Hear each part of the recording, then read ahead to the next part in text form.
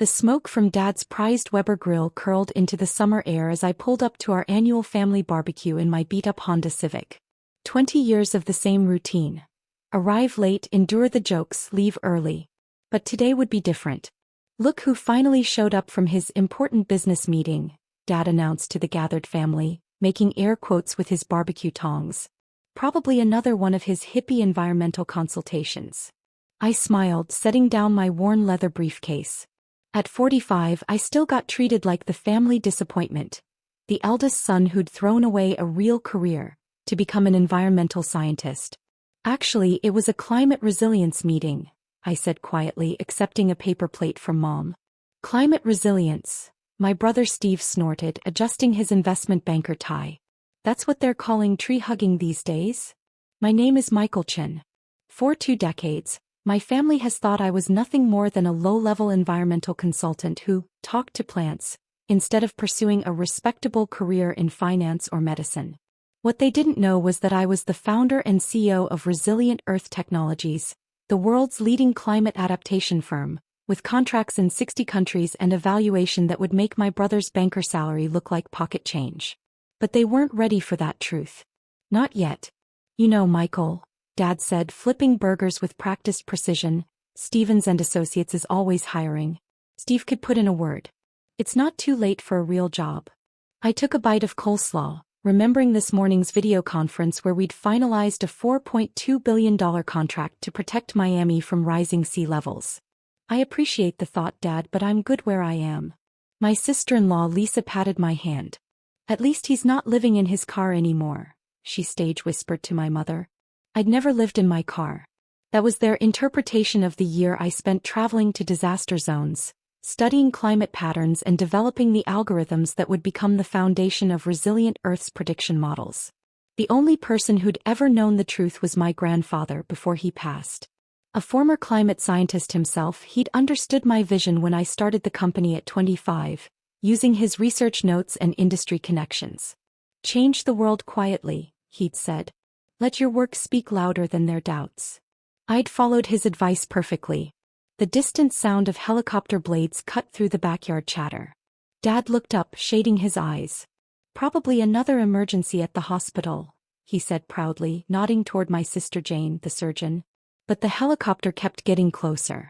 A black SUV convoy appeared at the end of our suburban street as the helicopter circled, looking for a landing spot. Men in suits and earpieces emerged, scanning the area. What the hell? Steve muttered. My phone buzzed. A message from Sarah, my CEO. Governor's on his way. Category 5 heading for the coast. They need you now. Before I could respond, the helicopter touched down in the empty lot next door. Governor Richards himself stepped out, followed by his emergency response team. Dr. Chin, he called out, jogging toward our yard. Thank God we found you. The hurricane shifted course. We need your models immediately. Dad's spatula clattered against the grill. Doctor. The governor looked confused. Of course, Dr. Michael Chin, founder of Resilient Earth, the world's leading expert on climate disaster prevention. He turned back to me, urgent. Please, sir. 3 million lives could depend on your predictions. The burgers weren't the only things burning on that grill. Dad's legendary barbecue fell silent except for the sizzle of forgotten meat on the grill. 20 pairs of eyes watched as I pulled my laptop from my hippie backpack. Actually a $5,000 custom-designed mobile workstation. Pull up AR7, I told the governor's aide who was already setting up a secure satellite link. We need real-time atmospheric data from the coastal buoys. The what? Steve interrupted, his banker's confidence cracking. But I was already in the zone, my fingers flying across 3 holographic displays that materialized from my laptop. 20 years of climate data flowed through proprietary algorithms, painting a terrifying picture. It's worse than we thought, I muttered, zooming into a pressure system. The warm water corridor is feeding directly into the storm's eye. We're looking at sustained winds of 190 miles per hour if it maintains this track. The governor leaned over my shoulder, his face grim. How long? 18 hours until landfall. I pulled up our prediction model, the same one my family had mocked as my cute little weather program years ago. But that's not the real problem. There's worse than a Category 5? one of the officials asked. I nodded, highlighting a complex pattern of ocean currents. The storm surge will hit exactly at king tide. We're looking at a 30-foot wall of water hitting the coast. The existing seawalls were only built for 20. My God, the governor whispered. My phone buzzed again. Sarah's face appeared on one of the displays. Michael, I've got the president's science advisor on the other line. They're mobilizing FEMA based on our models. Dad dropped his barbecue tongs. The president. I ignored him, focusing on the data. Sarah, implement Protocol Omega. I want every resilient Earth coastal defense system from Miami to Charleston activated. Full power to the wave dispersion arrays. Already done, she replied. The Singapore team is standing by for backup computing power. Should I call in the Tokyo office? Do it. And get me Dr. Yamamoto, we'll need his Storm Shepherd drones. Steve stepped forward, his voice uncertain. Storm Shepherd drones? Atmospheric modification units, I explained absently, still typing. We use them to disrupt hurricane formation. My silly little robots from the Christmas party 3 years ago? The ones you said were toys for tree huggers. The governor's phone rang. After a brief conversation, his face turned ashen. Dr. Chen. The president is asking if you'll take emergency control of the coastal defense grid. Congress is invoking the Disaster Prevention Act. My sister Jane, the surgeon, nearly choked on her wine. Congress? Our Michael? I stood up, already issuing commands through my neural interface. Another hippie gadget they'd mocked. Grid control accepted. Sarah, initiate full coastal lockdown. I want every resilient Earth installation from Florida to North Carolina at maximum power. Across the eastern seaboard, thousands of hidden facilities disguised as ordinary buildings, parks, and coastal features hummed to life. The largest climate defense network ever built, all controlled from a backyard barbecue in suburban Chicago. But you're just an environmental consultant, Dad stammered. You measure tree rings and talk about saving the whales. Actually, the governor interjected, your son is the architect of the most advanced climate defense system in human history. Those tree rings helped create the algorithms that protect every major coastal city in the world. Mom sat down heavily. Every coastal city. The seawall protecting Manhattan? I brought up a familiar design. That's mine. The flood prevention system in Tokyo? Also mine. Those consulting trips to Venice? I was installing underwater barriers to save the city from sinking. A new alarm blared. The hurricane had intensified. Sir, an aide called out, the president is asking for your immediate assessment. As I turned to the secure comm link, I caught a glimpse of my family's faces, 2 decades of dismissal and disappointment transforming into shock and disbelief. One moment, I told the aide. Then I looked at my father, still clutching his barbecue tongs like a shield against this new reality. Dad, the burgers are burning. Night fell on what had started as a simple family barbecue. The governor's emergency command center now occupied our backyard, with military-grade satellites providing real-time feeds to my holographic displays. The half-eaten burgers lay forgotten as 3 generations of Chens watched their failure coordinate the largest hurricane defense operation in history. Wave Dispersion Array 7 is online, Sarah reported through the secure link. Tokyo team confirms the Storm Shepherd drones are in position. I manipulated the 3D storm model floating above our patio table. Begin atmospheric intervention. Let's try to split this monster before it hits land. That's impossible, Steve muttered. You can't just break up a hurricane. I glanced at my brother. Remember that crazy weather machine I was building in the garage 15 years ago? The one you told everyone was my midlife crisis project? Understanding dawned on his face. The prototype is now standard equipment in every major coastal city worldwide. I turned back to the displays. Initiating sequence now. Above the Atlantic, 36 high-altitude drones moved into formation. Each one carried technology that had taken me decades to perfect, technology my family had dismissed as fantasy. Energy signature stable, Sarah reported. Beginning dispersal pattern alpha. The hurricane's eye wall, visible on our screens, began to show signs of disruption. 20 years of research, countless nights of work while my family thought I was playing scientist, all leading to this moment. "My God," Dad whispered, watching the Category 5 monster begin to weaken. "All those times we told you to get a real job." "Michael," Mom interrupted, her voice shaking. "Those awards in your old room, the ones we thought were from some environmental club." "Nobel Prize for Climate Science," I confirmed, still focused on the displays. "The medal from the UN Global Innovation Summit. And yes, that participation trophy you used to joke about? It's the Presidential Medal of Technology." Jane stepped forward. "But you drive a Honda Civic. Because it's good for the environment." I allowed myself a small smile. "The other car is an electric Bugatti. I use it to inspect our coastal installations." The governor's phone buzzed. After a brief conversation, he turned to me with visible relief. "Dr. Chin, the president wants to commend you. The hurricane, it's breaking up." On the screens, we watched as the massive storm system began to fragment, its energy dispersing harmlessly over the ocean.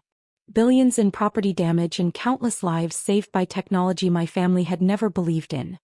"Holy shit," Steve breathed. "My little brother is actually the reason your beachfront condo still exists?"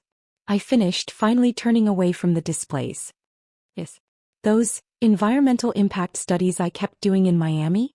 I was designing and installing the protection systems that keep the city above water." Mom sat down heavily in a patio chair. "But why didn't you ever tell us?" I thought about all the family dinners where they'd belittled my work. The Christmas gatherings where they'd pushed real job applications into my hands. The countless times they'd apologized to friends about their son who never lived up to his potential. "Would you have believed me?" I asked quietly. "When I tried to explain climate science, you said I was wasting my education. When I worked through holidays to build resilient Earth, you said I was avoiding real responsibility. When my first patent sold for 8 figures, Steve told everyone I was lying about my pretend company." The governor's aide approached with another phone. "Sir, the Chinese government is requesting consultation about their coastal defense grid." "Tell Beijing I'll call them back," I said in fluent Mandarin, earning another shocked look from my family. "We're still securing the Atlantic seaboard." Dad stepped forward, still holding those damn barbecue tongs. "Son, we had no idea." "That's the point, Dad." I turned back to my displays. "Success doesn't always look the way you expect it to. Sometimes it looks like a guy in worn jeans, driving a Honda Civic, quietly saving the world." Sarah's voice came through again. "Michael, preliminary damage reports coming in. 0 casualties. Minimal coastal impact. The system worked perfectly." Around me, my family stood in stunned silence, finally seeing the truth behind 20 years of assumptions. Their failure had just prevented a national catastrophe between bites of coleslaw. "Now," I said, closing my laptop, "does anyone want to know what I really do for a living?" Dawn broke over our suburban backyard, the remnants of yesterday's barbecue scattered among high-tech military equipment. The governor and his team had departed hours ago, but the weight of revelations still hung heavy in the morning air. My family hadn't left. They'd stayed all night, watching in silent awe as I coordinated with teams across the globe, witnessing the true scope of what their hippie environmentalist had built. "Your headquarters," Dad said quietly, nursing his cold coffee. "That new glass building downtown, the one that everyone says powers itself." "Resilient Earth's Global Command Center," I confirmed. "The weird architecture you complained about? Those are actually advanced atmospheric sensors. The building doesn't just power itself. It helps power half the city using clean energy." Mom touched my laptop gently as if it might disappear. "And all those times you missed family events for tree surveys?" "I was installing climate defense systems." I pulled up a global map showing Resilient Earth's network. Paris, Tokyo, Dubai. Each survey was actually a multi-billion-dollar project. That month I was finding myself in Singapore. I was building the world's largest ocean protection system. Steve, his banker's suit wrinkled from the all-night vigil, leaned forward. "The value of your company, is it really more than the GDP of most countries?" "Yes." I showed him our latest financial reports. "That silly environmental fund I tried to tell you about last Christmas? It's now the world's largest climate technology investment portfolio. My brother, Jane whispered, is actually saving the world. No, I corrected her. We are saving the world. Every person at Resilient Earth, every scientist who believed in the mission when others mocked it. Remember Karen, my hippie girlfriend from college? The one we said was distracting you from finding a real career? She's our chief technology officer now. Those crazy ideas we worked on in the garage? They're standard technology in every major coastal city. The patents are worth billions. Dad stood up suddenly, walking to the garage. He returned carrying a dusty box I hadn't seen in years. Your grandfather gave me this before he died, he said, his voice thick. Said to give it to you when I finally understood. I never opened it. Inside was a single envelope addressed to me but meant for all of them.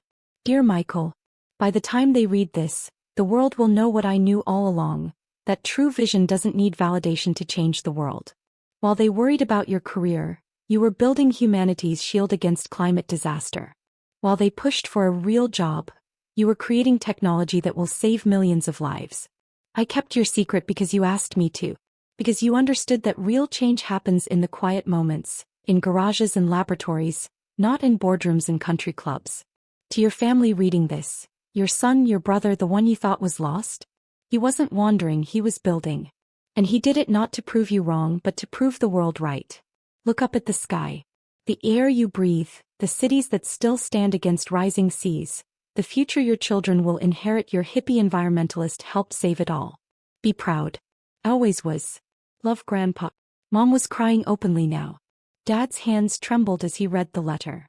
My phone buzzed. Another crisis somewhere needed attention. But before I could check it, Dad did something he hadn't done in 20 years. He hugged me. I'm sorry, he whispered. We're all so sorry. Don't be, I said, hugging him back.